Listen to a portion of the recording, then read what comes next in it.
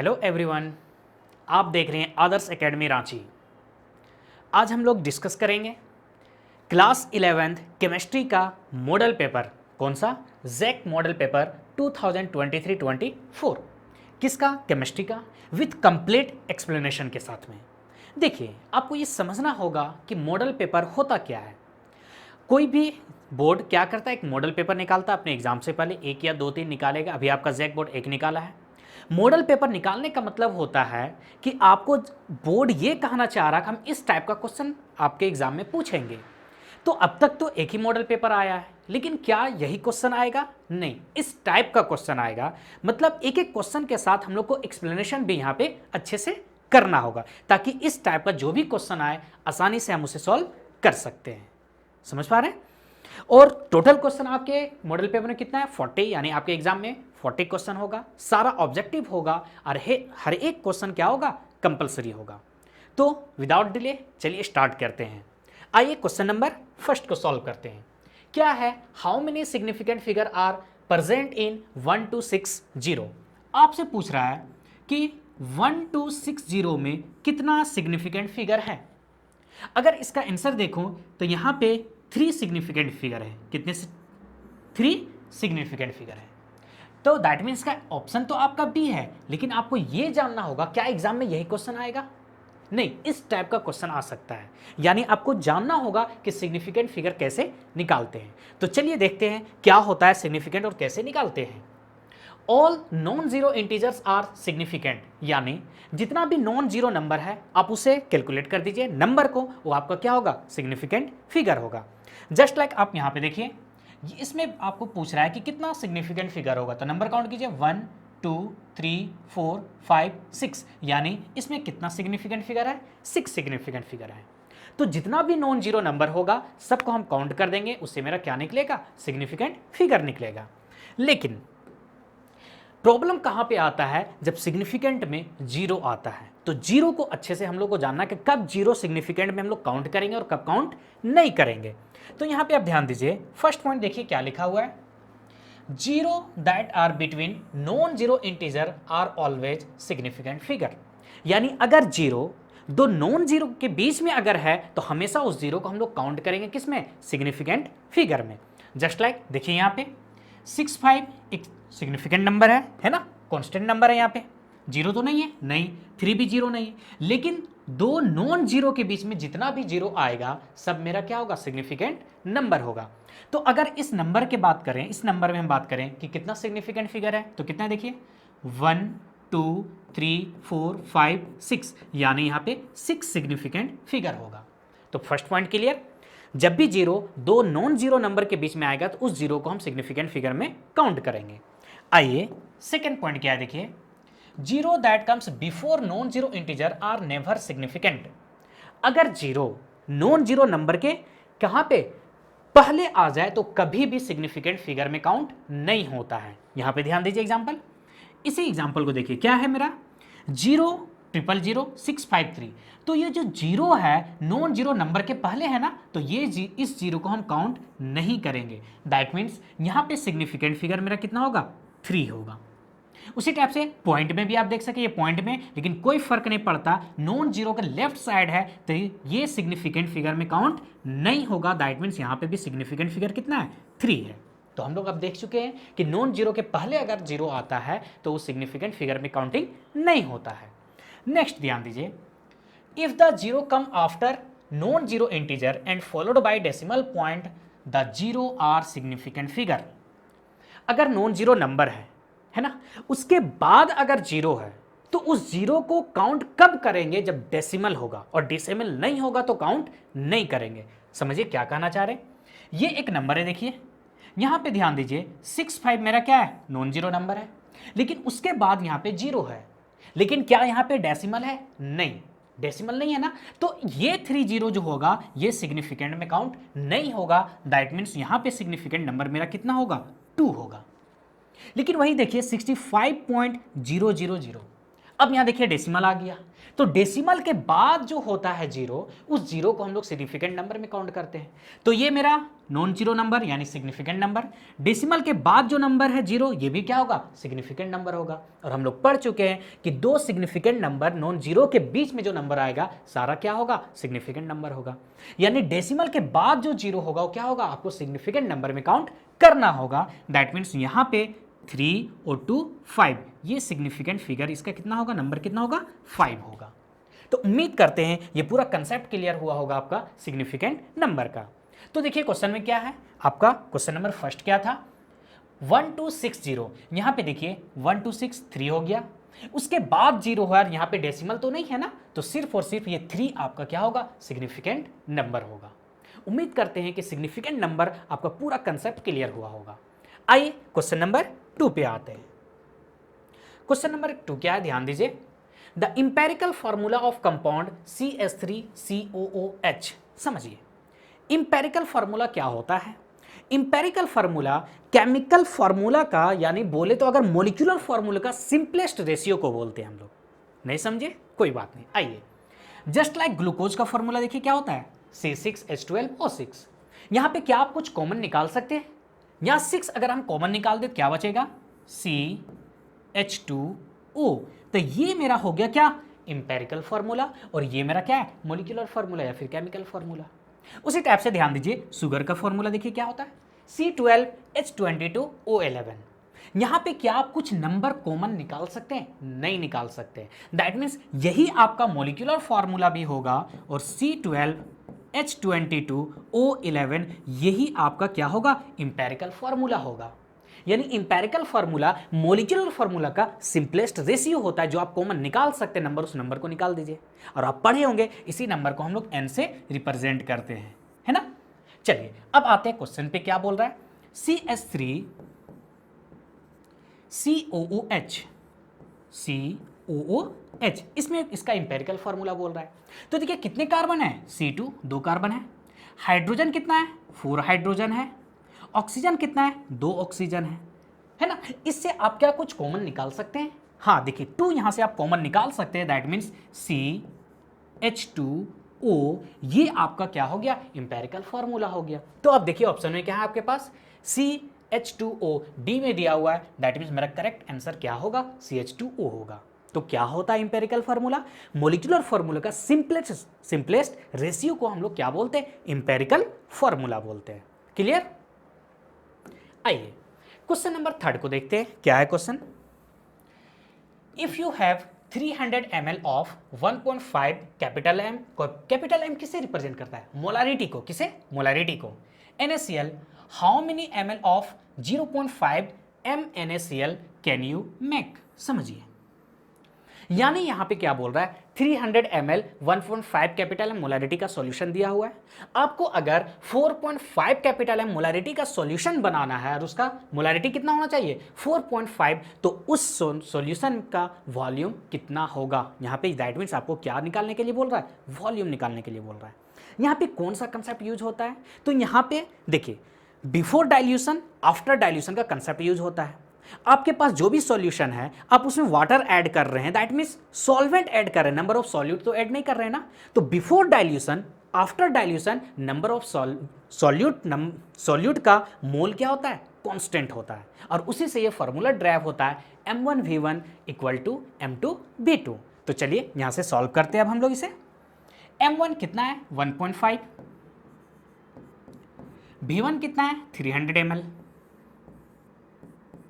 M2 कितना है, 4.5, V2 यहां से हम लोग को वॉल्यूम निकालना है। आप सोच रहे होंगे मोलारिटी में हम लोग हमेशा वॉल्यूम किस में लेते हैं, लीटर में लेते हैं। कोई फर्क नहीं पड़ता, यहाँ पे वॉल्यूम मिलीलीटर में, तो यहाँ पे भी किस में आएगा, मिलीलीटर में, क्योंकि आपका आंसर किस में दिया है, मिलीलीटर में दिया है, तो कोई फर्क नहीं पड़ता। तो अब यहाँ से हमको क्या निकालना है, V2 निकालना है। तो V2 क्या होगा, ध्यान दीजिए, 1.5 × 300 बाई क्या होगा, 4.5। अब ध्यान दें तो ये कट जाएगा कितने टाइम्स में, 3 टाइम्स में, पॉइंट भी कट जाएगा ना, हाँ। अब 3 से यहाँ पे ध्यान दीजिए कितने टाइम से, 100 टाइम से, यानी मेरा वॉल्यूम कितना आ गया, 100 ml आएगा मेरा वॉल्यूम। कितना आएगा 100 ml आएगा। दैट मीन्स मेरा आंसर कौन होगा 100 ml। तो यहां पे ये कंसेप्ट था M1V1 इक्वल टू M2V2। आइए नेक्स्ट क्वेश्चन है विच of the following will have largest number of atoms. समझिए ये सब सारा क्वेश्चन अगर हम देख रहे हैं कहां से आ रहा है, ये फर्स्ट चैप्टर से। ये भी क्वेश्चन कहां से, फर्स्ट चैप्टर से क्वेश्चन है। यहां पे पूछ रहा है कि इनमें से किस में नंबर ऑफ एटम्स ज्यादा होगा, यानी मोल कंसेप्ट से। आइए आपको थोड़ा सा ब्रीफ में देखते हैं, मोल कंसेप्ट समझाने की कोशिश करते हैं। मोल हम कितने तरीके से निकाल सकते हैं, मास से भी निकाल सकते हैं, मॉलिक्यूल से भी निकाल सकते हैं और वॉल्यूम से भी निकाल सकते हैं। जब मास दिया रहेगा तो मोल निकालने का क्या तरीका होगा, given mass by molecular mass या फिर मोलर मास। और जब मॉलिक्यूल दिया होगा तो मोल निकालने का क्या फार्मूला होता है, मॉलिक्यूल्स बाय 6.022 × 10⁻23 यानी Na अवोगाद्रो नंबर से रिप्रेजेंट करते हैं। और जब वॉल्यूम दिया रहेगा गैसियस फेज में, ये गैसियस फेज में हम लोग यूज करते हैं ना, जो तब मोल निकालने का क्या तरीका है, गिवन वॉल्यूम बाय 22.4 लीटर। तो ये 3 तरीका होता है मोल निकालने का। आपके क्वेश्चन में यहां पे ध्यान दीजिए, सब में आपको क्या दिया हुआ है, मास दिया हुआ है। क्या दिया हुआ है, मास दिया हुआ है। दैट मीन्स अभी आप यहां पे खड़े हैं इस पॉइंट पे, तो यहां से हम सबसे पहले क्या निकालेंगे, मोल निकालेंगे। मोल से हम लोगों को क्या निकालना होगा, मॉलिक्यूल्स निकालना होगा। क्या निकालना होगा, मॉलिक्यूल्स निकालना होगा। तो मास से मोल कैसे निकालते हैं, given mass by molar mass. तो चलिए देखते हैं 1 ग्राम Au। तो यहां पे अगर इसका हम मोल निकालें तो गिवन मास कितना है 1 ग्राम, और Au गोल्ड का मोलिकुलर मास कितना होता है 197 ग्राम। तो ये मेरा कन्वर्ट किस में हो गया, मोल में कन्वर्ट हुआ। किस में, मोल में। अब यहां नंबर ऑफ एटम्स पूछा है, तो मास से आप मोल पे पहुंच चुके हैं। अब आपको क्या निकालना है, मॉलिक्यूल्स निकालना है। तो यहां पे आप फॉर्मूला में देखिए, अगर मॉलिक्यूल्स का हम बात करें, कैसे निकलता है मॉलिक्यूल्स, जो मोल्स मेरा है उस मोल्स में अगर हम अवोगाद्रो नंबर Na से मल्टीप्लाई कर देंगे तो ये किस में कन्वर्ट हो जाएगा, मॉलिक्यूल्स में कन्वर्ट होगा। किस में, मॉलिक्यूल्स में। यानी कुछ नहीं करना है, इसे 1/197 इंटू Na अवोगाद्रो नंबर से मल्टीप्लाई कर दिए तो ये किस में कन्वर्ट हो गया, मॉलिक्यूल्स में। समझ पा रहे हैं। उसी टाइप से अब आइए 1 ग्राम सोडियम दिया हुआ है, सबसे पहले मास से मोल में कन्वर्ट कीजिए। Given mass by molar mass कितना होता है 23। ये किस में कन्वर्ट हुआ, मोल्स में। अगर इसे मॉलिक्यूल्स में कन्वर्ट करना है तो 1/23 इंटू के से मल्टीप्लाई कर देंगे Na बोले तो 6.022 इंटू 10⁻23। ये किस में कन्वर्ट हो गया मेरा, मॉलिक्यूल्स में। उसी टाइप से आइए 1 ग्राम लिथियम, तो 1 लिथियम का मॉलिक्यूलर मास कितना होता है 7 ग्राम। तो ये किस में कन्वर्ट हुआ, मोल में कन्वर्ट हुआ। मोल से अगर मॉलिक्यूल में कन्वर्ट करना है तो Na से मल्टीप्लाई करेंगे, 1/7 Na मॉलिक्यूल्स, ये मॉलिक्यूल्स में कन्वर्ट हो गया। आइए 1 यहाँ पे देखिए Cl2 है, तो एक क्लोरीन का मास कितना होता है 35.5, तो 2 क्लोरीन का यानी 71। ये किस में कन्वर्ट हो गया मेरा, मोल में। मॉलिक्यूल्स में कन्वर्ट करने के लिए 1/71 Na। लेकिन आप क्वेश्चन पे ध्यान दीजिए, यहाँ पे एटम्स बोला है, तो ये सब तो एटम्स ही था, मॉलिक्यूल्स ही था, है ना, एटम्स का बात कर रहा है। लेकिन यहाँ पे देखिए Cl2 यानी एक मॉलिक्यूल में क्लोरीन का कितना एटम्स है, 2 एटम्स है। ये तो मेरा मॉलिक्यूल्स में कन्वर्ट हुआ, लेकिन एटम्स में कन्वर्ट करने के लिए 1/71 Na इसे 2 से मल्टीप्लाई करना होगा।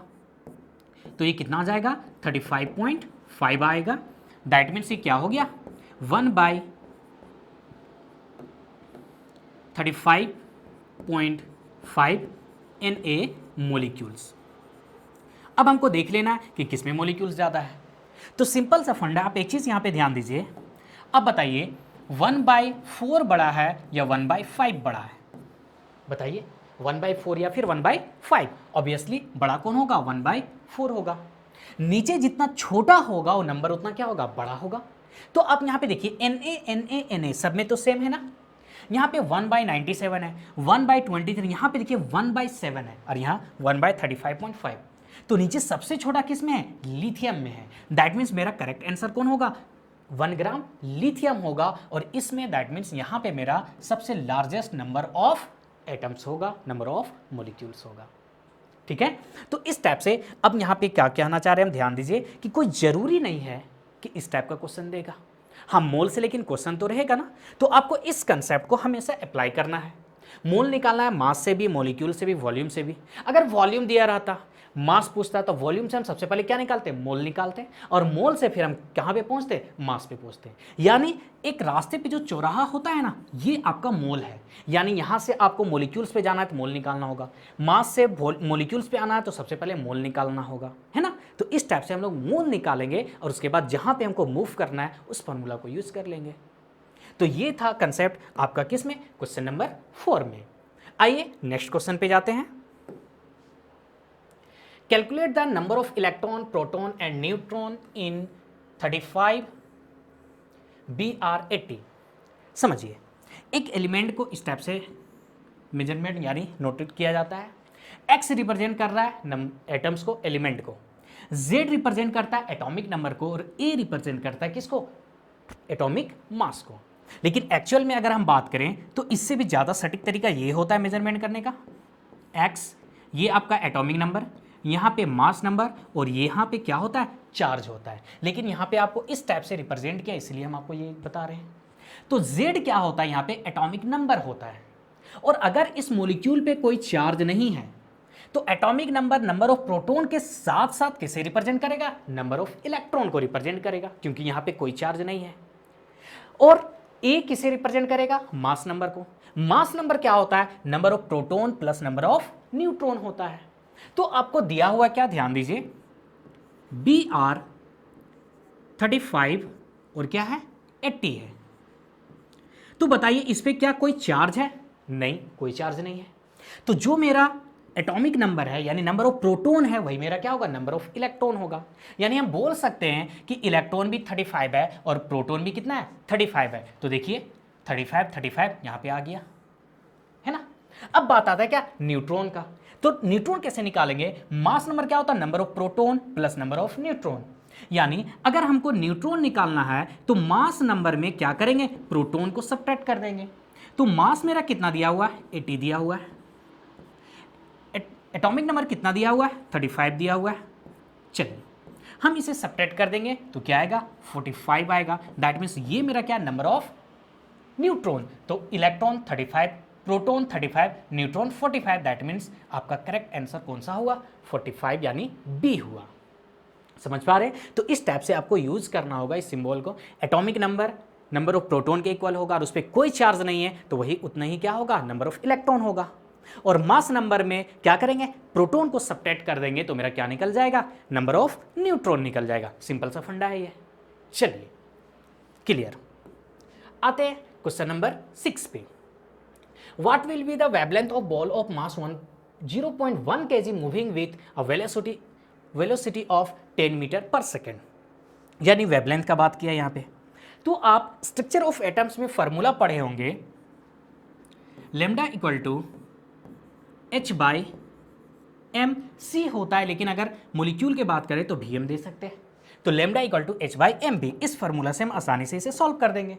H क्या होता है यहाँ पे, प्लैंक्स कांस्टेंट होता है। क्या होता है वैल्यू, 6.626 इंटू 10⁻⁻34।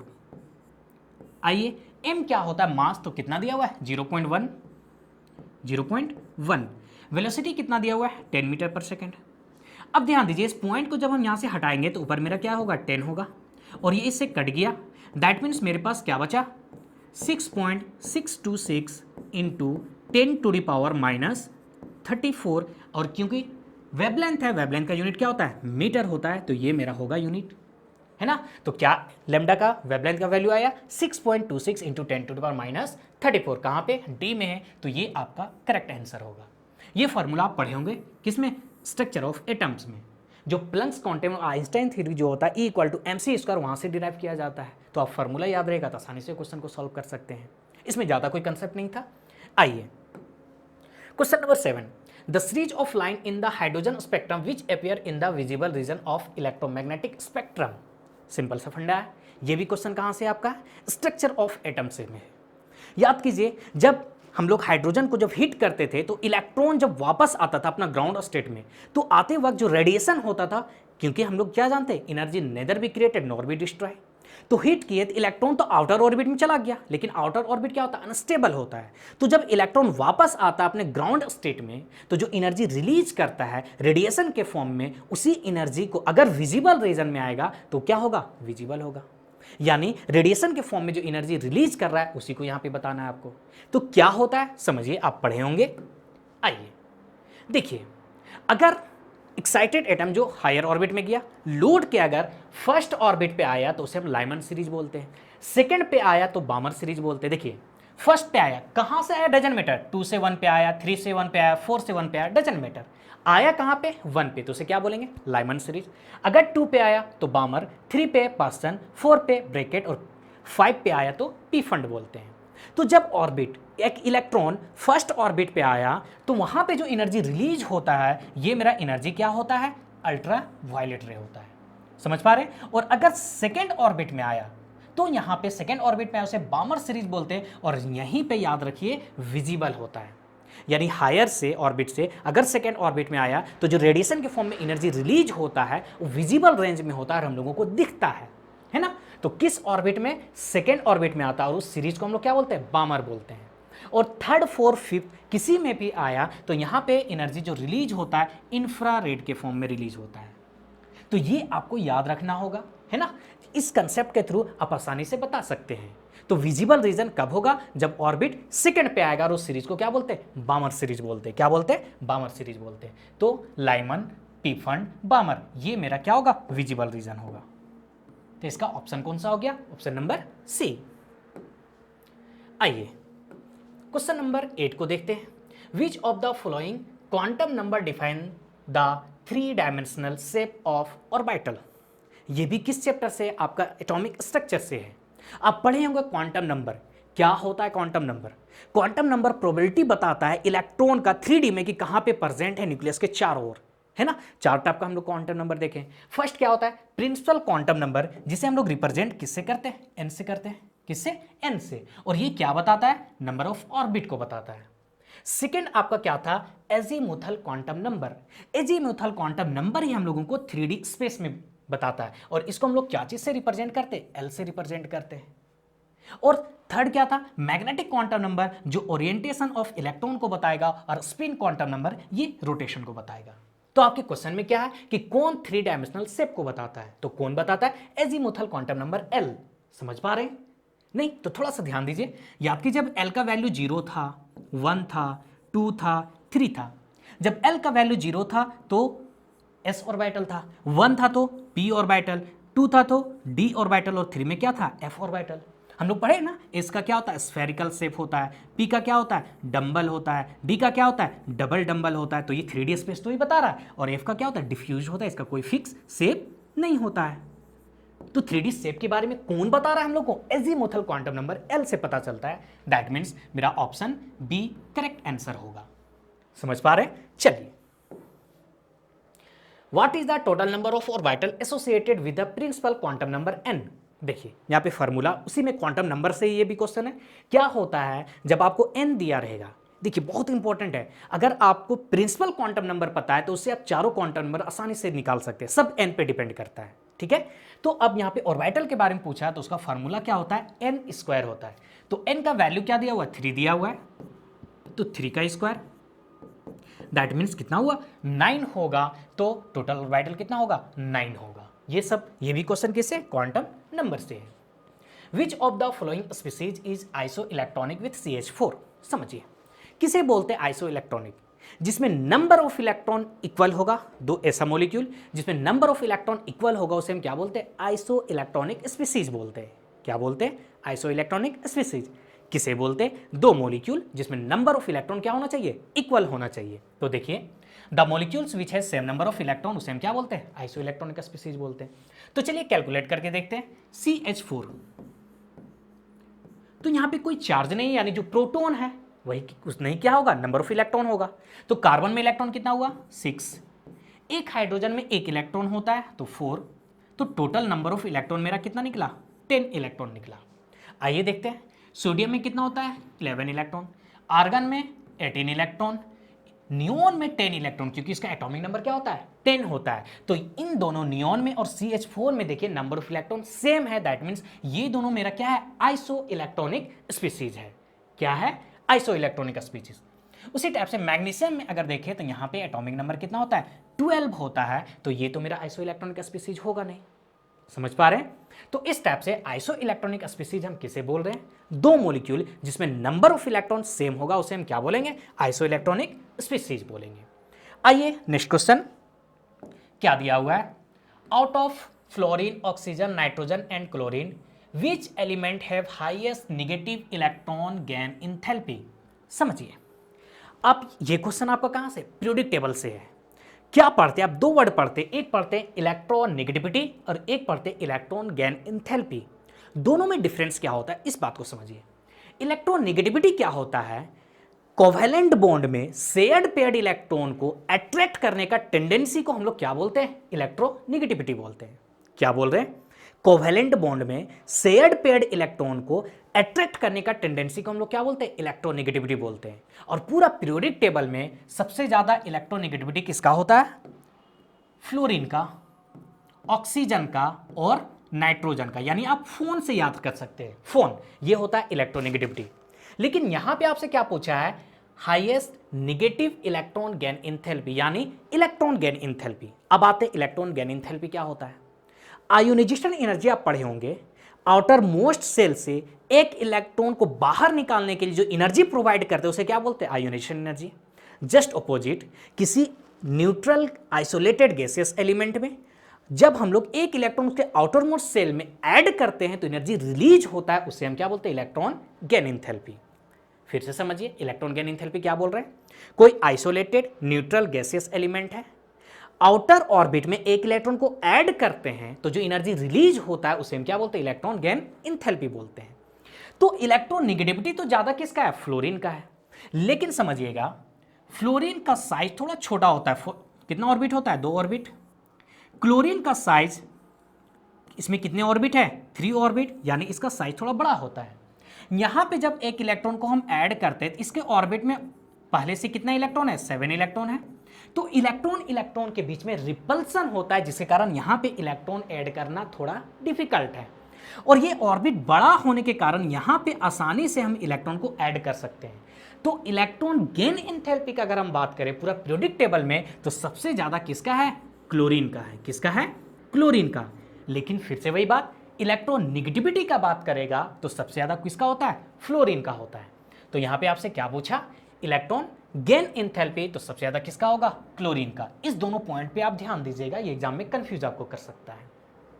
चलिए आइए next question, which of the flowing species have largest and same smallest size. समझिए जब आयन का कंपेयर करने के लिए दिया जाएगा, आप नीट वगैरह जब क्वेश्चन बनाइएगा तो वहां पे देखिएगा आयन का कंपेयर आइसो इलेक्ट्रॉनिक स्पीसीज में दिया जाता है, लेकिन यहां पे आइसो इलेक्ट्रॉनिक स्पीसीज नहीं दिया है तो कोई बात नहीं। देखिए मैग्नीशियम और एल्युमिनियम का बात है ना, मैग्नीशियम आपका सेकेंड पीरियड में होता है, एल्युमिनियम यहां पे आपका 13 पीरियड में होता है। अगर सॉरी ग्रुप का बात करें तो ये सेकेंड ग्रुप में, ये 13 ग्रुप में। हम लोग जानते हैं पीरियोडिक टेबल में जब लेफ्ट टू राइट मूव करते हैं एटॉमिक रेडियस क्या होता है डिक्रीज करता है। दैट मीन्स मैग्नीशियम का साइज बड़ा होगा और एल्युमिनियम का साइज छोटा होगा। यहां तक क्लियर। अब समझिए अगर सेम एलिमेंट है, अगर न्यूट्रल है, पॉजिटिव चार्ज है और क्या है नेगेटिव चार्ज, मान लेते देखिए M और एक M ही है, इस पे पॉजिटिव चार्ज है और M है इस पे नेगेटिव चार्ज है, सेम एलिमेंट है, ठीक है। तो सबसे ज्यादा साइज किसका होगा नेगेटिव चार्ज वाले का, और उससे कम M, और जिस पे पॉजिटिव चार्ज होता है उसका साइज सबसे छोटा होता है। यानी साइज में हम बात करें तो सबसे छोटा M+, इससे बड़ा कौन होगा M होगा, और सबसे बड़ा कौन होता है M- होता है जिसपे नेगेटिव चार्ज होता है। तो मैग्नीशियम तो एल्युमिनियम से छोटा है, और यहां पे क्या आ गया Mg2+, तो Mg2+ तो इससे भी छोटा होगा, Mg+2 किससे छोटा होगा मैग्नीशियम से। किससे छोटा होगा मैग्नीशियम से। अब यहां देखिए अब क्या दिया है Al+3, तो एल्युमिनियम से भी छोटा कौन होगा Al+3 होगा। Al+3 छोटा होगा और बड़ा कौन होगा एल्युमिनियम होगा। तो सबसे बड़ा मेरा कौन आ गया बताइए मैग्नीशियम, क्योंकि मैग्नीशियम एल्युमिनियम से बड़ा है और Mg बड़ा है Mg+2 से। और सबसे छोटा कौन आ गया? एल्युमिनियम आ गया Al+3। दैट मीन्स यहां पे क्या बोल रहा है? हैव लार्जेस्ट, तो लार्जेस्ट कौन होगा? मैग्नीशियम। कहां पे मैग्नीशियम दिख रहा है? ये मैग्नीशियम। स्मॉलेस्ट, सबसे स्मॉलेस्ट Al+3। दैट मीन्स आपका ऑप्शन नंबर बी हुआ करेक्ट आंसर। समझ पा रहे हैं? चलिए, general outer electronic configuration of D block element. तो ये जो चार आपको ऑप्शन दिया है ना, ये हर एक ब्लॉक का ही जनरल इलेक्ट्रॉनिक कॉन्फ़िगरेशन दिया है। ये आप पढ़े होंगे पीरियोडिक टेबल में। तो देखिए NS122 ये s ऑर्बिटल का है। किसका है? s ऑर्बिटल का, सॉरी ऑर्बिटल बोल रहे हैं क्या? s ब्लॉक का। किसका? s ब्लॉक का। NH2NP ये किसका है? p ब्लॉक का दिया हुआ है। ये देखिए किसका दिया हुआ है? डी ब्लॉक का। और ये किसका दिया हुआ है? एफ ब्लॉक का दिया है। किसका दिया है? एफ ब्लॉक का। ये चारों जनरल इलेक्ट्रॉनिक कॉन्फ़िगरेशन ही दिया है। आपको क्या पूछा है? डी ब्लॉक का, तो डी ब्लॉक का इलेक्ट्रॉनिक जनरल इलेक्ट्रॉनिक कॉन्फ़िगरेशन क्या होगा? N-1D 1 to 10 NS1 to 2। ये जनरल इलेक्ट्रॉनिक कॉन्फ़िगरेशन, ये आपको याद होना चाहिए। आइए, the dipole moment of BeCl2 समझिए। वैसे तो डायपोल मोमेंट निकालना होता है, लेकिन यहाँ पे निकालने का जरूरत नहीं है। इस पे कंसेप्ट समझिए आप। अगर मेटल है कोई, इसके साथ अगर जुड़ा हुआ सेम एलिमेंट है ना, कोई सेंट्रल मेटल है, उसके साथ जो एलिमेंट जुड़ा है, अगर एलिमेंट सेम एलिमेंट हो और सेंटर एलिमेंट के पास एक भी लोन पेयर नहीं होगा, तो हमेशा इसका डायपोल मोमेंट, जिसे हम लोग म्यू से रिप्रेजेंट करते हैं, हमेशा क्या होगा? 0 होगा। इसी कंसेप्ट पे देखिए Be, 2 क्लोरीन जुड़ा हुआ है, इधर क्लोरीन, एक क्लोरीन यहां पे, इसके पास एक भी लोन पेयर नहीं है, और इससे जो जुड़ा हुआ 2 एटम्स है, एलिमेंट है, क्लोरीन क्लोरीन सेम है। दैट मीन्स इसका डायपोल मोमेंट क्या होगा? 0 होगा। तो ऑप्शन मेरा क्या हो गया? डी होगा। क्या होगा? डी होगा। आइए, बॉन्ड ऑर्डर ऑफ O2। ये फार्मूला या बॉन्ड ऑर्डर कहां से? ये दोनों फार्मूले, इससे पहले वाला और ये कहां से? केमिकल बॉन्डिंग से है, चैप्टर से। तो अब यहां पे समझिए, बॉन्ड ऑर्डर पूछा है। बॉन्ड ऑर्डर यहां से तो O2 का पूछा है, लेकिन O2 रहता, O2 माइनस रहता, O2 प्लस रहता, तो किससे निकालते? याद कीजिए, मोलिकुलर ऑर्बिटल थ्योरी, जहां पे बॉन्ड ऑर्डर का फार्मूला क्या था? Number of bonding minus number of anti bonding orbital का इलेक्ट्रॉन बाय 2। लेकिन यहां पे सिंपल O2 का दिया है। जब सिंपल दिया है, उसके बीच का बॉन्ड से हम बता सकते हैं क्या? Bond order. Just like chlorine, ये क्लोरीन है, तो यहां पे दोनों के बीच में एक बॉन्ड है, तो यहां पे मेरा बॉन्ड ऑर्डर कितना होगा? 1 होगा, है ना। अब क्या दिया आपको? O2, तो O2 में याद कीजिए ऑक्सीजन ऑक्सीजन के बीच में कितने बॉन्ड होता है? Double bond. तो यहां पे मेरा बॉन्ड ऑर्डर कितना हुआ? 2 हुआ। यही रहता N3, तो यहां पे क्या होता है? ट्रिपल बॉन्ड होता है, तो यहां पे बॉन्ड ऑर्डर कितना होगा? 3 होगा, है ना। जो बॉन्ड को बता रहा है वही बॉन्ड ऑर्डर को बता रहा है। जब मॉलिक्यूल चार्ज पे नहीं रहता, तो आप इससे आसानी से स्टेप से निकाल सकते हैं। तो यहाँ O2 का बात किया है, तो बॉन्ड ऑर्डर मेरा क्या होगा? 2 होगा। क्या होगा? 2 होगा। The shape of water molecule, समझिए, ये भी क्वेश्चन किससे? केमिकल बॉन्डिंग, बहुत ही इंपॉर्टेंट चैप्टर है, आपको ये अच्छे से पढ़ना चाहिए। तो केमिकल बॉन्डिंग में शेप के बारे में पूछा है, तो शेप के बारे में याद कि ये आपको, ये केमिकल बॉन्डिंग का पेज है ना, ये आपको हमेशा अच्छे से याद होना चाहिए, ठीक है। तो देखिए, जब नंबर ऑफ बॉन्डिंग भी 2, नंबर ऑफ एंटी बॉन्डिंग भी 2 है, दोनों क्या है? 2 है, तो यहाँ पे जो शेप होता है क्या होता है? बेंट होता है। क्या होता है? बेंट। अब देखिए, number of bonding 3, number of anti bonding 1, तो जो मेरा ज्योमेट्री है वो क्या है? टेट्राहेड्रल। देखिए, जब भी 4 आएगा, 3 1 4 2 2 4, तो ज्योमेट्री क्या है? टेट्राहेड्रल। लेकिन लोन पेयर आने के कारण उसका शेप क्या होता है? बदल जाता है। तो एक लोन पेयर है तो शेप हो गया ट्राइगोनल बाइपिरामिडल। 2 लोन पेयर आ गया, 2 बॉन्ड पेयर, 2 लोन पेयर, तो शेप क्या हो गया? बेंट हो गया। उसी टाइप से देखिए, 4 1 5 3 2 5, जब भी 5 आएगा तो मेरा ज्योमेट्री क्या होगा? Trigonal bipyramidal, trigonal bipyramidal. लेकिन अगर वहां पे लोन पेयर आ गया, एक लोन पेयर होगा, तो शेप क्या हो जाएगा? सीसॉ। 2 लोन पेयर आएगा तो शेप क्या हो जाएगा? टी शेप होगा। तो ये आप अच्छे से केमिकल बॉन्डिंग में करके जाइएगा, ठीक है। अब आते हैं आपके क्वेश्चन पे, क्या बोल रहा है? Water molecule. तो देखिए, वाटर, ऑक्सीजन है, ऑक्सीजन के आउटर मोस्ट में कितने इलेक्ट्रॉन होता है? 6 इलेक्ट्रॉन। एक तो ये बना लिया हाइड्रोजन से, ये एक हाइड्रोजन से शेयर कर लिया। अब यहाँ पे देखिए क्या है? 2 लोन पेयर, एक और एक, 2 लोन पेयर। तो यहाँ पे अगर हम बात करें तो लोन पेयर मेरे पास कितना आ गया? 2। बॉन्ड पेयर एक हाइड्रोजन, तो बॉन्ड पेयर भी कितना है मेरे पास? 2 है। तो टोटल कितना है 4 है, टोटल कितना है 4 है। जब टोटल 4 होगा ज्योमेट्री क्या होगा टेट्राहेड्रल। लेकिन जब लोन पेयर आ जाता है तो शेप बदल जाता है। तो जब दो बॉन्ड पेयर और दो लोन पेयर आता है तो शेप कैसा होता है बेंट होता है। देख लीजिए दो बॉन्ड पेयर दो लोन पेयर तो ज्योमेट्री हमेशा क्या टेट्राहेड्रल, लेकिन शेप क्या होगा बेंट होगा। शेप क्या होगा बेंट होगा। दैट मीन्स ये आपका आंसर नंबर क्या होगा ऑप्शन सी सही होगा। चलिए तो ये हो गया। What is the hybridisation of carbon in CH4। समझिए आप हाइब्रिडेशन अगर देखें तो ये भी क्वेश्चन किससे है आपका केमिकल बॉन्डिंग से। हाइब्रिडाइजेशन निकालने का आप फार्मूला पढ़े होंगे, ऐसा कुछ नहीं है।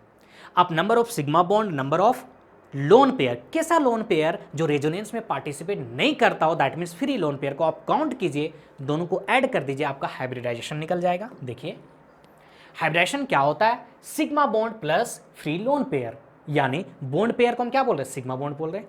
फ्री लोन पेयर कहने का क्या मतलब है ऐसा लोन पेयर जो रेजोनेंस में पार्टिसिपेट नहीं होगा। तो अगर इन दोनों का सम 2 है तो हाइब्रिडेशन क्या होगा sp होगा। 3 है तो sp2, 4 है तो sp3 और 5 है तो sp3d होता है। किसको काउंट करें sigma bond plus lone pair को। ऑर्गेनिक कंपाउंड में कार्बन के केस में लोन पेयर तो होता नहीं है, तो यहां पे सिर्फ हम क्या करेंगे सिग्मा बॉन्ड को काउंट कर लेंगे और हमको क्या मिल जाएगा आसानी से हाइब्रिडाइजेशन मिल जाएगा। और एक बात क्या हम फिर से बोले मॉडल पेपर क्या होता है, इस टाइप का क्वेश्चन पूछ सकता है। तो यहां पे देखिए जब हाइब्रिडेशन sp होगा कार्बन के केस में तो शेप कैसा होता है लीनियर। तो देख लीजिए इथेन के केस में CH, आप इसका काउंट कीजिए क्या sigma bond 1 sigma bond 1 sigma, दो आपका क्या है पाई बॉन्ड है तो 2 है, 2 होता है तो हाइब्रिडेशन क्या sp, और इस केस में मेरा शेप क्या होगा लीनियर होगा। क्या होगा लीनियर। और यहां पे कार्बन कार्बन के बीच में क्या होता है ट्रिपल बॉन्ड। देख लीजिए कार्बन कार्बन के बीच में क्या है ट्रिपल बॉन्ड है। sp2 में ट्राइगोनल प्लेनर और डबल बॉन्ड होगा, sp3 में टेट्राहेड्रल और सिंगल बॉन्ड होगा, कार्बन का क्या होगा सिंगल बॉन्ड होगा। तो ये कुछ कंसेप्ट था जो आपको जानना चाहिए। अब आते हैं CH4 पे। कार्बन है 4 हाइड्रोजन है 1 2 3 4, 4 है। अभी बताइए इसका ज्योमेट्री क्या होगा टेट्राहेड्रल, 4 है ना 1 2 3 4, तो सिग्मा बॉन्ड कितना है 4। शेप क्या होगा एक भी लोन पेयर नहीं, जब लोन पेयर नहीं होता जो ज्योमेट्री होता है वही क्या होता है शेप होता है, तो शेप भी क्या होगा टेट्राहेड्रल होगा। तो टोटल कितना आया 4, तो हाइब्रिडेशन क्या होगा sp3, क्या होगा sp3, यानी ऑप्शन नंबर सी आपका होगा करेक्ट आंसर। आइए तो ये हो गया। The enthalpy of all element in their standard state, ये क्वेश्चन कहां से है ये आपका है थर्मोडायनेमिक्स से। कोई भी जब अपना स्टैंडर्ड स्टेट में होता है तो उसका इंथैल्पी क्या होता है 0 होता है। जैसे हम बात करें H2 का इंथैल्पी क्या होगा 0 होगा, Cl2 का स्टैंडर्ड इंथैल्पी क्या होगा 0 होगा, O2 का क्या होगा 0 होगा। यानी जो ओरिजिनल अपना स्टैंडर्ड स्टेट में होता है उसका इंथैल्पी क्या होता है 0 होता है। That means option number B आपका हो गया आंसर। आइए for the process occur under the isothermal condition the correct condition is, समझिए आइसो, जब भी आइसो का वर्ड आएगा that means equal constant. Isothermal तो यहां पे अब बात कर आइसोथर्मल यानी कांस्टेंट टेम्परेचर पे, तो यहां पे क्या होता है डेल टी इक्वल टू 0 होता है, del T equal to 0। Adiabatic, adiabatic में क्या होता है चेंज इन हीट आपका क्या होता है 0 होता है, यानी डेल क्यू यहां पे 0 होगा। आइसोबैरिक ये प्रेशर को रिप्रेजेंट कर यहां पे, यानी चेंज इन प्रेशर क्या होगा 0 होगा। आइसोकोरिक ये क्या रिप्रेजेंट कर रहा है डेल भी, यानी चेंज इन वॉल्यूम क्या होगा 0 होगा। तो ये कुछ ऐसा टर्म है जो यूज होता है किस चैप्टर में थर्मोडायनेमिक्स में। तो यहाँ क्या पूछा है आइसोथर्मल प्रोसेस, तो यहाँ पे डेल टी इक्वल टू क्या होगा 0 होगा, यानी ऑप्शन सी आपका करेक्ट आंसर होगा। For the reaction 2Cl Cl2 the sign of del H and del S, समझिए दो क्लोरीन था, एक क्लोरीन और एक क्लोरीन, ये दोनों आपस में मिलके बन गया एक मॉलिक्यूल यानी Cl2, यही तो मेरा Cl2 है ना। तो सबसे पहले आप समझिए डेल एच के बाद, पहले किसका डेल एच है। जब भी दो एटम आपस में कंबाइंड होके बॉन्ड का फॉर्मेशन करेगा, मॉलिक्यूल का फॉर्मेशन करेगा, तो हमेशा एनर्जी रिलीज होता है। क्या होता है रिलीज होता है, ये हमेशा याद रखिएगा। दो एटम जब कंबाइंड करता है तो वहां पे एनर्जी हमेशा क्या होगा रिलीज होगा। तो दो अलग अलग एटम था, ये कंबाइंड करके एक मॉलिक्यूल बना, तो यहां पे 100% हमेशा एनर्जी क्या होगा रिलीज होगा, यानी डेल एच क्या होगा नेगेटिव होगा। और यही अगर Cl2 होता मोलिक्यूल, इसको हिट देंगे, ब्रेक हो जाएगा Cl में, तब यहां पे क्या होता, डेल H पॉजिटिव होता। तो 2 अलग अलग एटम्स हैं, अगर कंबाइंड किया, मोलिक्यूल का फॉर्मेशन किया, तो हमेशा एनर्जी क्या होता है, रिलीज होता है, तो डेल H आपका क्या होगा, नेगेटिव होगा। अब बात करते हैं डेल S का। डेल S होता क्या है, ये इंट्रोपी है, ये भी क्वेश्चन थर्मोडायनेमिक्स से है ना। डेल S क्या है, इंट्रोपी है। क्या होता है इंट्रोपी? डेल S क्या करता है, रेंडमनेस को मेजरमेंट करता है। किसको, रेंडमनेस को। यहां पे 2 क्लोरीन अलग अलग था, रेंडमनेस ज्यादा होगा। यहां दोनों क्लोरीन मिलके एक मॉलिक्यूल बन गया, अब रेंडमनेस क्या हो गया, कम हो गया। तो दैट मीन्स रेंडमनेस डिक्रीज किया, यानी डेल S क्या होगा, नेगेटिव होगा। डेल S क्या होगा, नेगेटिव होगा। तो दोनों नेगेटिव, यानी ऑप्शन नंबर बी मेरा करेक्ट आंसर होगा। चलिए question number 21, the criteria for spontaneity of a reaction of constant pressure and temperature. समझिए, स्पॉन्टेनिटी प्रोसेस यानी ऐसा प्रोसेस जो अपने आप होगा, स्पॉन्टेनियस प्रोसेस उसे ही बोलते हैं, है ना। ऊंचाई से नीचे की ओर कोई पत्थर गिर रहा, अपने आप गिर रहा, हवा अपने अपना चल रही, सब क्या है, स्पॉन्टेनियस प्रोसेस है। तो स्पॉन्टेनियस प्रोसेस किसे बोलते हैं, जो रिएक्शन अपने आप होता है। तो स्पॉन्टेनियस को इसी एक बात पे नहीं डिपेंड करता है, del G equal to del H minus T del S. अगर मेरा डेल एच, यहाँ डेल जी क्या है, change in Gibbs energy, del H change in enthalpy, del S change in entropy. Spontaneous होने के लिए सिंपल अगर डेल जी का सिर्फ बात करेगा, किसका, डेल जी का, तो ये निगेटिव होना चाहिए। क्या होना चाहिए, निगेटिव होना चाहिए। गिब्स फ्री एनर्जी हमेशा क्या होना चाहिए, निगेटिव होना चाहिए। कभी कभी डेल जी नहीं देगा, डेल एस पे पूछ देगा, किस पे, डेल एस पे। तो स्पॉन्टेनियस होने के लिए डेल एस अगर पूछ रहा है, तो डेल एस क्या होना चाहिए, पॉजिटिव होना चाहिए। डेल एस क्या होना चाहिए, पॉजिटिव होना चाहिए। तो यहां पे अब देख लेते हैं, del H greater than zero, del G देखिए यहां पे क्या है, लेस देन जीरो है। Del S less than zero नहीं, स्पॉन्टेनियस होने के लिए डेल एस क्या होना चाहिए, पॉजिटिव होना चाहिए। Del G greater than zero, that means आपका आंसर क्या होगा, del G less than zero. कोई भी प्रोसेस स्पॉन्टेनियस होने के लिए आपको हमेशा गिब्स फ्री एनर्जी क्या होना चाहिए, निगेटिव होना चाहिए। क्या होना चाहिए, निगेटिव होना चाहिए। In the reaction H equal to U plus P V, U represent, देखिए यहाँ पे जो H है ये रिप्रेजेंट कर रहा है इंथैल्पी को, U रिप्रेजेंट करता है इंटरनल एनर्जी को, और P इंटू भी का मल्टीपल हो प्रोडक्ट के फॉर्म में ये होता है वर्क डन। क्या होता है, वर्क डन होता है। ये इंथैल्पी का कैलकुलेशन करने के लिए यूज करते हैं, लेकिन एक्चुअल में हम लोग डेल एच निकालते हैं, क्योंकि एक रिएक्शन का हम लोग, एक पार्टिकुलर रिएक्शन का हम लोग चेंज इन मतलब इंथैल्पी निकाल नहीं सकते, उसको हम लोग क्या निकालते हैं, हमेशा चेंज इन इंथैल्पी निकालते हैं। लेकिन यहाँ एच के टर्म में दिया है, कोई बात नहीं। तो यहाँ पे यू आपका क्या रिप्रेजेंट करता है, इंटरनल एनर्जी को, यानी ऑप्शन नंबर डी आपका आंसर होगा। COCO3S प्रोडक्ट क्या बना, CaO सॉलिड स्टेट में, CO2 आपको एक्सप्रेस करना है इक्विलिब्रियम कांस्टेंट में। तो याद कीजिए, हम आपको जनरल बताते हैं, A B इक्विलिब्रियम, C और ये आपका बना D। तो इक्विलिब्रियम कैसे हम लोग रिप्रेजेंट करते हैं, सबसे पहले प्रोडक्ट को लिखते हैं, कंसंट्रेशन ऑफ क्या होगा, C, और जो कोफिशिएंट होता है पावर में चला जाता है, into concentration of D, coefficient कहाँ गया, पावर में, by concentration of A, coefficient power में चला गया, कंसंट्रेशन ऑफ B, कोफिशिएंट कहाँ चला गया, पावर में चला गया। लेकिन इन सब के पीछे यहाँ पे सबसे बड़ा रीजन ये है कि ये सब किस में होना चाहिए, गैसियस स्टेट में होना चाहिए। किस में, गैसियस स्टेट में। प्योर सॉलिड S लिखा है तो उसका कंसंट्रेशन क्या मान लेते हैं, 1 मान लेते हैं। प्योर लिक्विड L लिखा हुआ है तो उसका कंसंट्रेशन क्या मानते हैं, 1 मानते हैं। यानी सॉलिड और लिक्विड का क्या मानते हैं, 1 मानते हैं। कैसे लिखने का क्या तरीका है, एभव में क्या है, प्रोडक्ट का, एभव में क्या है, प्रोडक्ट को लिखो, नीचे क्या, रिएक्टेंट को लिखे, मल्टीपल के फॉर्म में लिखे, और कोफिशिएंट कहाँ पे चला जाता है, पावर में चला जाता है। अब इस रिएक्शन को लिखते हैं, ध्यान दीजिए, CaCO3 कैल्शियम कार्बोनेट किस में पुट, कैल्शियम ऑक्साइड में ब्रेक हुआ और कैल्शियम कार्बन डाइऑक्साइड में। तो कैसे क्या लिखने का तरीका है, ध्यान दीजिए। कंसंट्रेशन लिखेंगे कैल्शियम ऑक्साइड का, CaO का, और into concentration of CO2 bye reactant का कंसंट्रेशन कैल्शियम कार्बोनेट CO3। लेकिन जब भी सॉलिड रहेगा और जब भी प्योर लिक्विड रहेगा तो उसका कंसंट्रेशन हम लोग क्या मान लेते हैं, 1 मान लेते हैं। तो यहां पे देखिए कैल्शियम ऑक्साइड क्या है, सॉलिड में है, और ये भी सॉलिड में है, तो इन सब का वैल्यू मेरा क्या हो जाएगी, इन दोनों का मेरा वैल्यू क्या होगा, 1 होगा।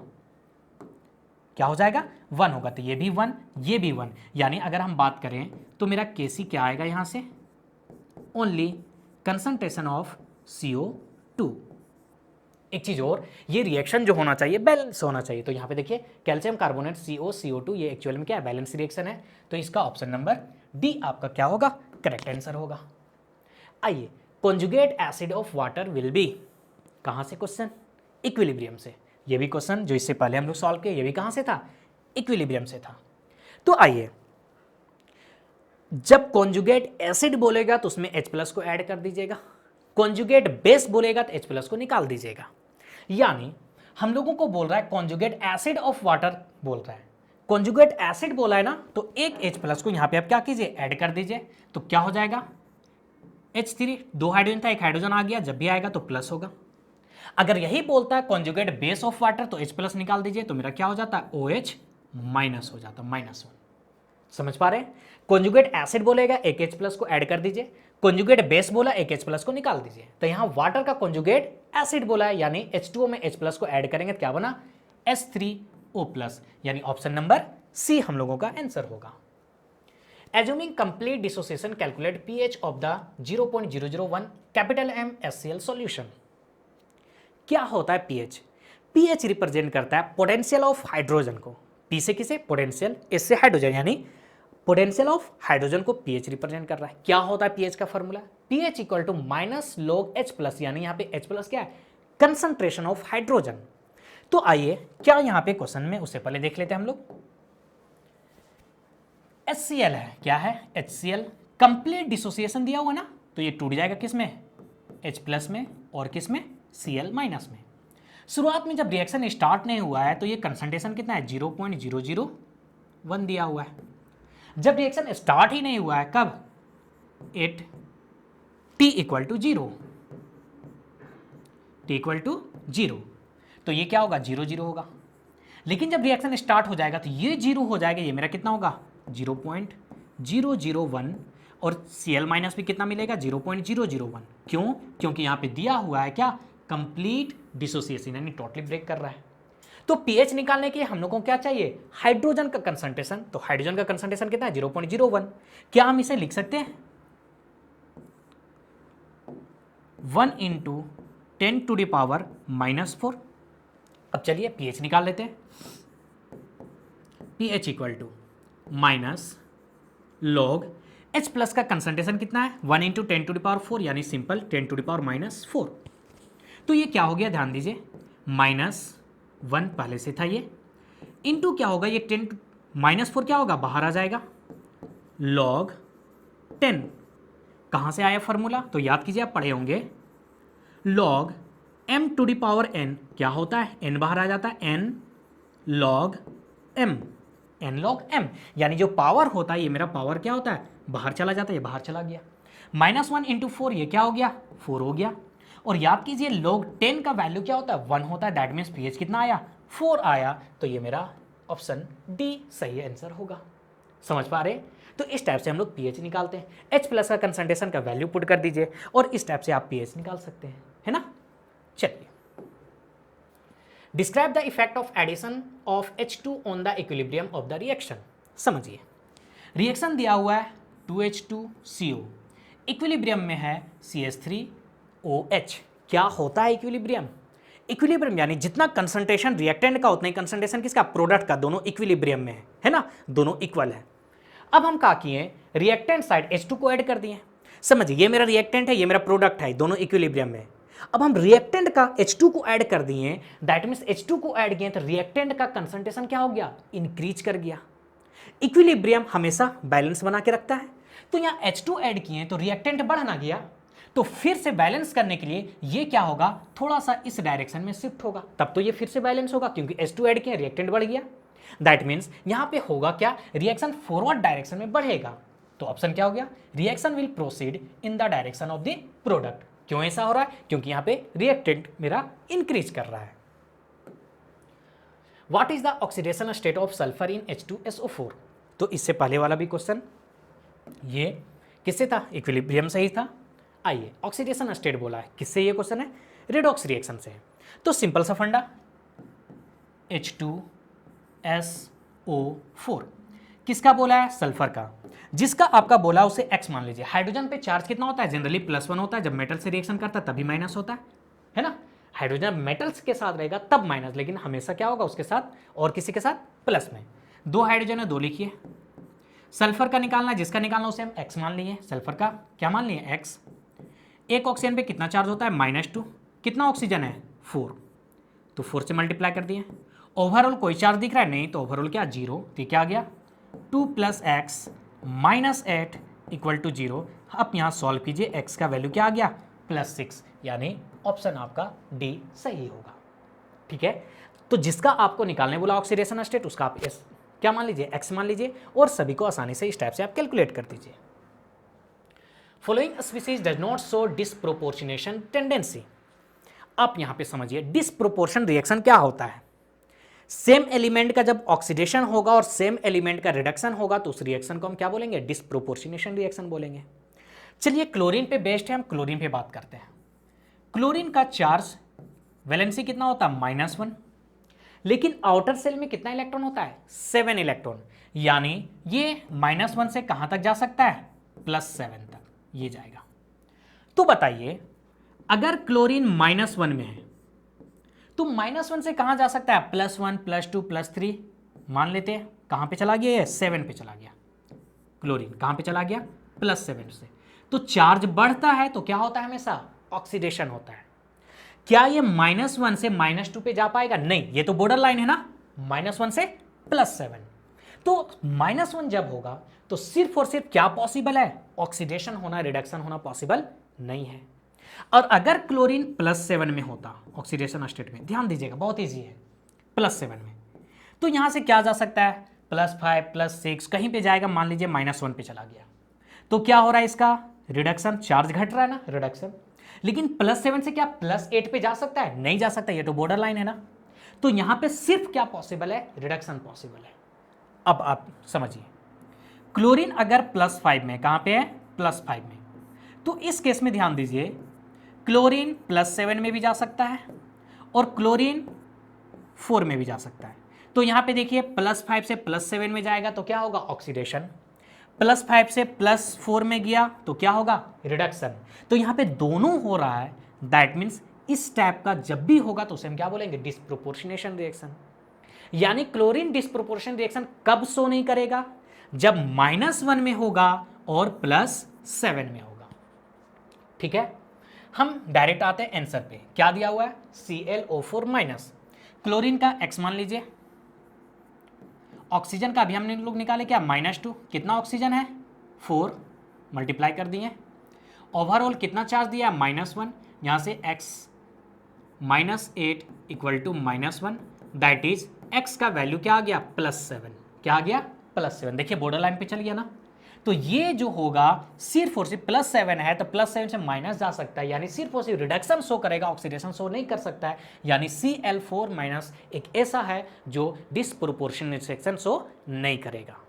समझ पा रहे हैं? आपके समझने के लिए कोई एक और बना देते हैं। चलिए इसे बना देते हैं, ClO2-। आइए, क्लोरीन का चार्ज x मान लिए, ऑक्सीजन पे कितना होता है? -2 इंटू कितना ऑक्सीजन है? 2, ओवरऑल कितना चार्ज है? -1। इसे सॉल्व करते हैं, x -4 -1, तो x का वैल्यू देखिए क्या आ गया? +3। क्या आ गया? +3।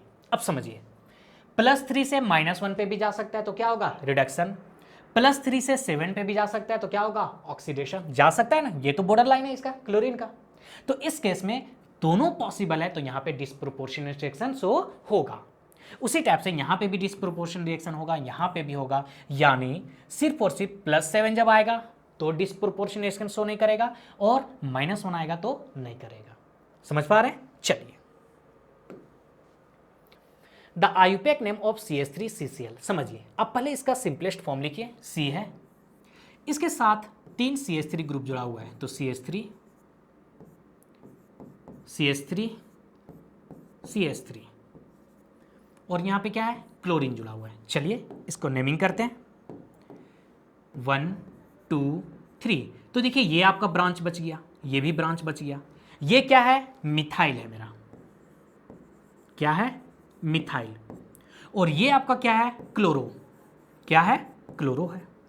तो अब समझिए, जो ब्रांच होता है उसे पहले लिखते हैं और अल्फाबेटिकल ऑर्डर में लिखते हैं। तो ये सी से स्टार्ट हो रहा है, ये एम से स्टार्ट हो रहा है, तो नेमिंग क्या होगा, 2 पे क्लोरीन, तो नेमिंग क्या हो गया 2 क्लोरो, फर्स्ट लेटर हमेशा कैपिटल लिखिएगा नेमिंग में, और फिर 2 पे क्या है मिथाइल, तो 2 methyl, 2 chloro 2 methyl, total number of carbon 3 है, तो 3 के लिए प्रॉप, और सिंगल बॉन्ड के लिए AN, तो 2 chloro 2 methyl propane, that means option B आपका हुआ correct answer. The total number of sigma and pi bond in benzene, क्या होता है बेंजीन, देखिए ये हो गया, एक डबल बॉन्ड यहां पे दीजिए, यहां पे, और सब मेरा क्या है कार्बन तो ही है, ये सब मेरा क्या है कार्बन, एक कार्बन कितने बॉन्ड बनाता है 4 बॉन्ड, यानी यहां पे क्या होगा हाइड्रोजन है, हाइड्रोजन, ये भी इसके पास भी एक एक हाइड्रोजन होगा। तो हमेशा याद रखिएगा फर्स्ट बॉन्ड जो भी बनेगा आपका क्या होगा सिग्मा बॉन्ड होगा, उसके बाद अगर उसके साथ बॉन्ड बन रहा है तो क्या होगा पाई बॉन्ड होगा, और हाइड्रोजन तो एक ही बॉन्ड बनाता है, तो हाइड्रोजन में कभी पाई बॉन्ड पॉसिबल नहीं है। तो यहां पे आप ध्यान दीजिए पाई बॉन्ड कितना है, एक यहां पे पाई बॉन्ड हुआ, एक यहां पे पाई बॉन्ड हुआ, और एक यहां पे पाई बॉन्ड हुआ, यानी पाई बॉन्ड का बात करें तो कितना है 3 है। अब सिग्मा बॉन्ड 6 कार्बन आपस में कनेक्ट है, तो 1 2 3 4 5 6, ये सिग्मा बॉन्ड हुआ कार्बन कार्बन के बीच में, और 6 हाइड्रोजन भी तो है, तो 6 हाइड्रोजन के साथ भी सिग्मा बॉन्ड, तो टोटल सिग्मा बॉन्ड कितना हुआ 12 हुआ, और पाई बॉन्ड कितना 3, तो 12 एंड 3 दैट इज आंसर क्या होगा आपका सी होगा। द हाइब्रिडेशन ऑफ सी बता चुके हैं, ये दोबारा क्वेश्चन आ गया, इसी टाइप का कंसेप्ट था वहां पे, क्या है COHH, क्या बताए थे आपको हाइब्रिडेशन में, आपको किसे काउंट करना है सिग्मा बॉन्ड को, किसे काउंट करना है सिग्मा बॉन्ड को, तो देखिए ये सिग्मा है, एक सिग्मा 1 सिग्मा, ये सिग्मा, ये तो एक क्या है मेरा पाई बॉन्ड है, और पाई बॉन्ड को हम लोग हाइब्रिडेशन में काउंट नहीं करते। कितना सिग्मा बॉन्ड है 3 है, कितना सिग्मा बॉन्ड 3 सिग्मा बॉन्ड, और जब 3 सिग्मा है तो हाइब्रिडेशन क्या होगा sp2, टोटल देखिए एक sp2 यानी sp2, यानी आंसर आपका क्या हो गया बी होगा। Which of the following will not act as nucleophile, समझिए न्यूक्लियो यानी न्यूक्लियस, फाइल यानी अट्रैक्शन, न्यूक्लियर को जो न्यूक्लियस को अट्रैक्ट करे उसे न्यूक्लियोफाइल बोलेंगे। न्यूक्लियस में क्या होता है पॉजिटिव चार्ज, तो पॉजिटिव चार्ज को अट्रैक्ट करेगा कौन नेगेटिव ना, यानी सिंपल सा फंडा, जब भी न्यूक्लियोफाइल बोल दे तो आपके माइंड में आना चाहिए क्या NU माइनस, यानी उस पर माइनस होगा, एक concept. Second concept electrophile, electrophile बना इलेक्ट्रॉन और फाइल से, इलेक्ट्रॉन को फाइल यानी अट्रैक्ट, इलेक्ट्रॉन को अट्रैक्ट कर रहा है। अब बताओ इलेक्ट्रॉन पे नेगेटिव चार्ज होता है और उसको अट्रैक्ट कर रहा है, यानी इलेक्ट्रोफाइल क्या होगा पॉजिटिव होगा, क्या होगा पॉजिटिव। तो न्यूक्लियोफाइल नेगेटिव, इलेक्ट्रोफाइल पॉजिटिव, यहां तक क्लियर। दिक्कत कब आएगा जब न्यूक्लियोफाइल न्यूट्रल होगा और इलेक्ट्रोफाइल क्या होगा न्यूट्रल होगा, उस वक्त हम कैसे पहचानेंगे। तो न्यूट्रल न्यूक्लियोफाइल में क्या होगा, कंप्लीट ऑक्टेट होने के बाद इसके पास क्या होगा लोन पेयर होगा, और न्यूट्रल इलेक्ट्रोफाइल में क्या होगा ऑक्टेट कंप्लीट नहीं होगा। आइए कंसेप्ट को समझते पहले। जैसे न्यूक्लियोफाइल आपको नेगेटिव चार्ज दिखा, nucleophile Cl minus Br minus OH minus RCO minus, देख के पहचान लिए क्या है न्यूक्लियोफाइल है। दिक्कत कहां होगा न्यूट्रल न्यूक्लियोफाइल में।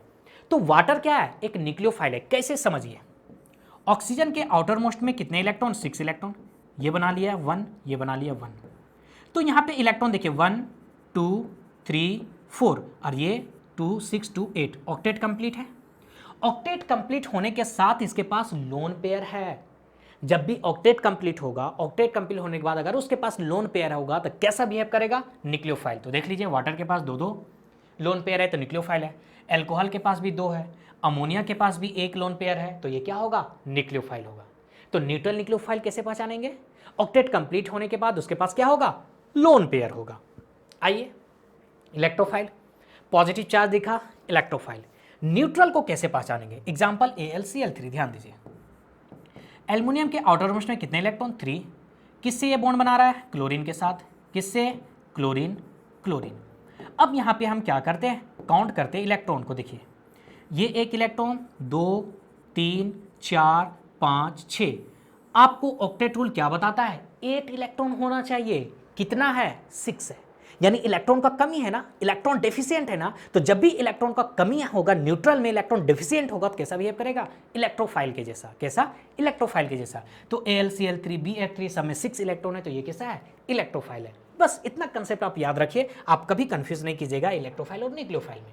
आइए क्वेश्चन में, न्यूक्लियोफाइल यानी नेगेटिव चार्ज दिख गया, न्यूक्लियोफाइल है। अब देखिए अमोनिया, याद कीजिए, एक लोन पेयर तो nucleophile, water 2 lone pair nucleophile, है ना। अब यहाँ तो पॉजिटिव चार्ज दिख गया ना, पॉजिटिव चार्ज क्या होता है, इलेक्ट्रोफाइल, तो ये आपका न्यूक्लियोफाइल नहीं है, तो ऑप्शन क्या होगा, बी होगा। समझ पा रहे हैं? तो ये कंसेप्ट था आपका किस पे, इलेक्ट्रोफाइल और न्यूक्लियोफाइल पे। The type of structural isomerism CH3 CH2O CH2 CH3। देखिए स्ट्रक्चरल आइसोमेरिज्म 5 टाइप का था। चेन आइसोमेरिज्म किसे बोलेंगे, जब आप आइसोमेरिज्म बनाइएगा मेन चेन में नंबर ऑफ कार्बन का डिफरेंट होगा तो क्या बोलेंगे, चेन आइसोमेरिज्म, ठीक है। पोजीशन आइसोमेरिज्म, जब फंक्शनल ग्रुप और ब्रांच का पोजीशन चेंज होगा तो functional isomerism, sorry position isomerism. Functional isomerism कब, जब फंक्शनल ग्रुप का चेंज होगा। मेटामेरिज्म कब था, याद कीजिए, फंक्शनल ग्रुप के दोनों साइड नंबर ऑफ कार्बन का अगर डिफरेंट होगा तो क्या कहलाएगा, मेटामेरिज्म कहलाएगा। आइए क्या है देखिए, CH3 CH2O, यहां पे भी आपका क्या है, CH2 CH3। तो देखिए ये कौन सा है, ROR, तो बताइए कौन सा फंक्शनल ग्रुप यहां पे, ईथर है। ईथर ऑक्सीजन के इस साइड भी 2 कार्बन, इस साइड भी 2 कार्बन। आइए इसमें देखिए CH3O और यहां पे क्या आपका है, CH2 CH3। तो देखिए यहां पे 1 कार्बन, यहां पे कितने कार्बन, 3 कार्बन, यानी फंक्शनल ग्रुप के दोनों साइड नंबर ऑफ कार्बन का क्या है, डिफरेंट है, और ऐसा होता है तो इसे क्या बोलते हैं, मेटामर्स या मेटामर्स या मेटामेरिज्म। तो आपका आंसर क्या होगा, मेटामेरिज्म, ये हो जाएगा आपका ऑप्शन नंबर डी। आइए CH3 CH double bond CH2 HBr, समझिए बहुत अच्छा क्वेश्चन है। CH3 CH double bond CH2 और यहां पे क्या होगा, HBr होगा। याद रखिए हम सेम लिख रहे हैं, CH3 CH double bond CH2 HBr, और अगर यहां पे हम ले लिए पर ऑक्साइड, क्या लिए, पर ऑक्साइड, समझिए जब भी अल्कीन में HBr को ऐड करेंगे अगर पर ऑक्साइड नहीं है तो मार्कोनिकॉफ रूल, कौन सा रूल, मार्कोनिकॉफ रूल। क्या होता है मार्कोनिकॉफ रूल, चलिए बताते हैं। मार्कोनिकॉफ रूल क्या होता है, जो आप ऐड कर रहे हैं ये H+ और Br-, इसका नेगेटिव पार्ट उस कार्बन के पास जाएगा जहां पे कम हाइड्रोजन होगा। क्या होता है मार्कोनिकॉफ रूल, फिर से समझिए, जो आप ऐड कर रहे हैं उसका नेगेटिव पार्ट उस कार्बन के पास जाएगा जहां पे कम हाइड्रोजन होगा।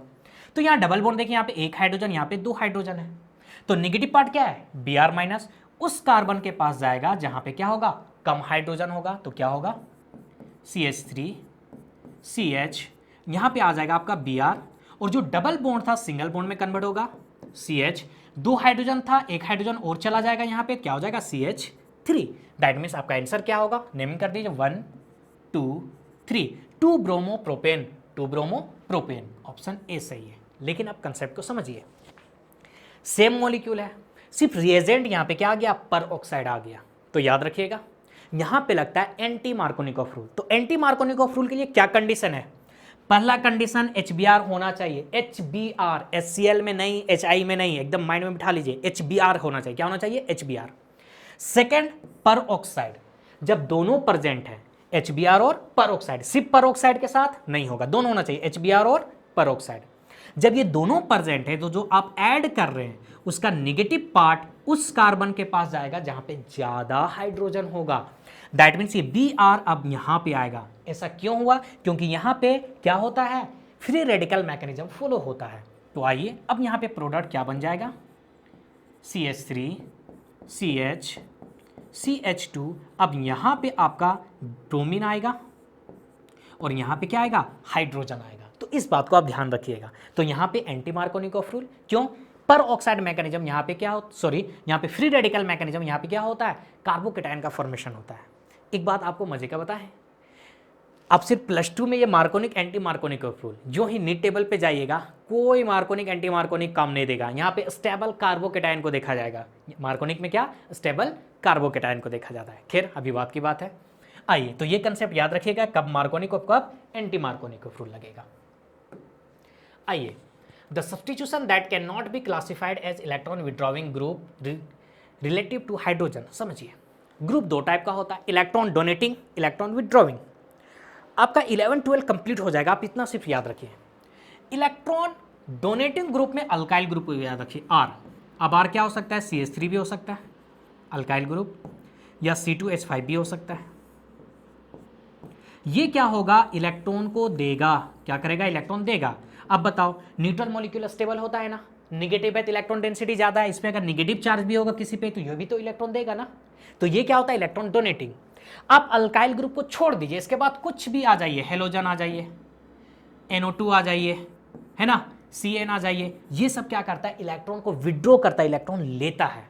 तो पूरा क्लास 12 तक आपको कहीं दिक्कत नहीं होगा। सिर्फ आपको क्या याद रखना, अल्काइल ग्रुप इलेक्ट्रॉन देगा और किसी मॉलिक्यूल पे अगर नेगेटिव चार्ज है तो इलेक्ट्रॉन देना चाहेगा, बस। अल्काइल ग्रुप को छोड़ दीजिए, क्लास 12 तक जो भी ग्रुप आएगा आपके सामने सब इलेक्ट्रॉन विड्रॉविंग होगा, है ना।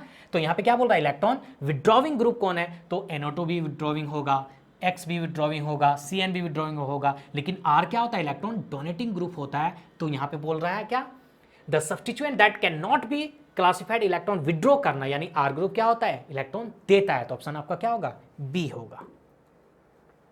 The addition of water to ethine in presence of mercuric sulfide and dilute sulfuric acid at 333 Kelvin। समझिए क्या दिया हुआ है, अल्काइन दिया हुआ है, इसमें हमको वाटर को ऐड करना है, किन के प्रेजेंस में, HgSO4 with dilute sulphuric acid.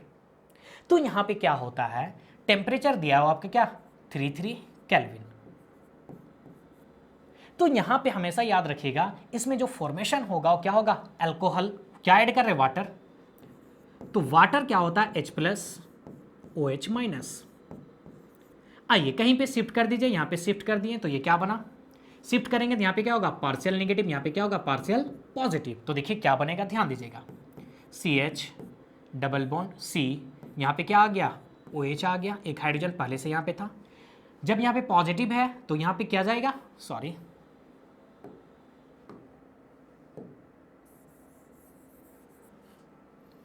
इधर शिफ्ट किया ना, CH,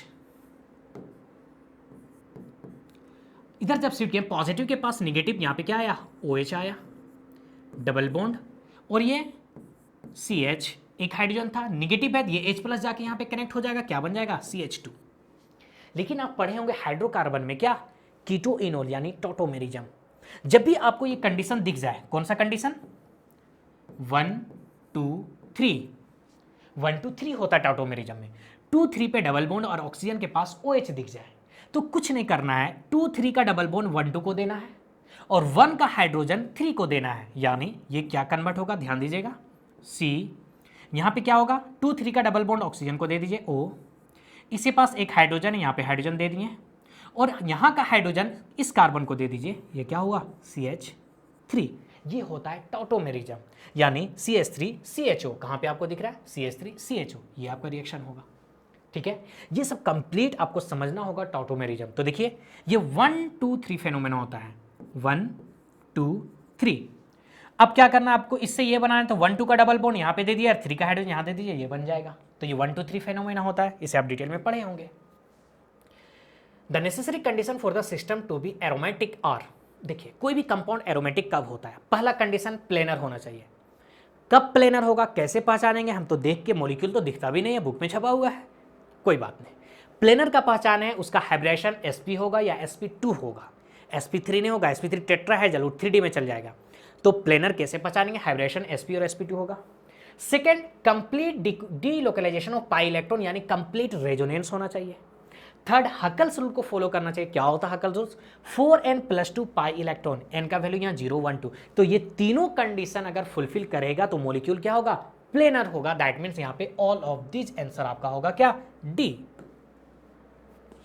CH3Cl2Na Cl CH3 CH3 CH3, ये इस रिएक्शन का आपको नाम पूछा है तो याद कीजिए, आप पढ़े होंगे RX alkyl halide plus sodium लेते हैं 2Na plus RX alkyl halide, इसे यहाँ पे हम लोग क्या करते हैं, याद कीजिए, बाहर कर देते हैं, किनके प्रेजेंस में, ड्राई ईथर, ड्राई ईथर, और ये RR ग्रुप आपस में कनेक्ट हो जाता है, R और ये R, प्लस क्या बाहर जाता है, 2NaX बाहर चला गया। और इस रिएक्शन को हम लोग क्या बोले थे, उर्ज रिएक्शन, क्या बोले थे, उर्ज रिएक्शन। दैट मीन्स ये आपका आंसर होगा डी, उर्ज रिएक्शन। आइए, विच of the following is not an example of electron displacement. समझिए, आप पढ़े होंगे इलेक्ट्रॉन डिस्प्लेसमेंट 4 टाइप से होता है, इंडक्टिव, हाइपर कॉन्जुगेशन, रेजोनेंस और इलेक्ट्रोमैग्नेटिक इफेक्ट। इलेक्ट्रॉन डिस्प्लेसमेंट जो होता है इंडक्टिव और हाइपर कॉन्जुगेशन में, जो इलेक्ट्रॉन डिस्प्लेसमेंट होता है सिग्मा बॉन्ड के थ्रू होता है। रेजोनेंस और इलेक्ट्रोमैग्नेटिक इफेक्ट में इलेक्ट्रॉन डिस्प्लेसमेंट पाई बॉन्ड के थ्रू होता है। तो यहाँ अब डिटेल में जाना नहीं है, इंडक्टिव इफेक्ट होगा, हाइपर कॉन्जुगेशन होगा, रेजोनेंस होगा, डिस्टिलेशन ये तो नहीं होगा ना, तो ये हम लोग कंसिडर नहीं करेंगे किसमें, इलेक्ट्रॉन डिस्प्लेसमेंट इफेक्ट में। चलिए last question, the dehydration of ethanol in presence of concentrated H2SO4 gives ethanol concentrated H2SO 443 kelvin. समझिए, बहुत ही फेमस रिएक्शन है। आपको इथेनॉल दिया हुआ है, catalyst same H2SO4 H2SO4 concentrated यानी सल्फ्यूरिक एसिड, टेम्परेचर चेंज कर देगा 443 केल्विन 413 केल्विन। जब 443 केल्विन जो आपका क्वेश्चन में दिया हुआ है, यहां पे इथेनॉल, जो इथेनॉल है ये अल्कीन में कन्वर्ट हो जाएगा, CH2 डबल बॉन्ड CH2, ये अल्कीन में कन्वर्ट हो जाएगा, यानी फॉर्मूला क्या बन गया, C2H4, यानी आपका आंसर क्या होगा, C2H4, यानी ऑप्शन ए सही होगा। लेकिन यही क्वेश्चन अगर 413 केल्विन पे होगा, आप क्लास 12 में ईथर में से पढ़िएगा, तब यहां पे ईथर का फॉर्मेशन होता है, क्या बनता है, CH3 CH2O CH2 CH3, ये ईथर का फॉर्मेशन होता है। और ये क्या है, एल्कोहल का फॉर्मेशन होता है। तो ध्यान दीजिएगा, जब temperature 443 kelvin alcohol, temperature 413 kelvin क्या बनता है, ईथर बनता है। ठीक है, तो इस टाइप से आज हम लोग कंप्लीट किए क्या, मॉडल पेपर क्लास 11th का जैक 2023-24। मिलते हैं नेक्स्ट लेक्चर के साथ में। अगर आपको अच्छा लग रहा हो तो मेरा ऑफलाइन इंस्टीट्यूट दो जगह पे, रांची में प्लाजा चौक में भी है और कहाँ पे, गोस्नर कॉलेज के सामने सिटी सेंटर में है। तो इस टाइप से आप अगर ऑफलाइन आना चाहते हैं तो वहाँ पे आप आसानी से आ सकते हैं। आपको केमिस्ट्री, फिजिक्स, मैथ सब कुछ अच्छे में अच्छे टीचर मिल जाएंगे। तो मिलते हैं नेक्स्ट लेक्चर के साथ। Thank you.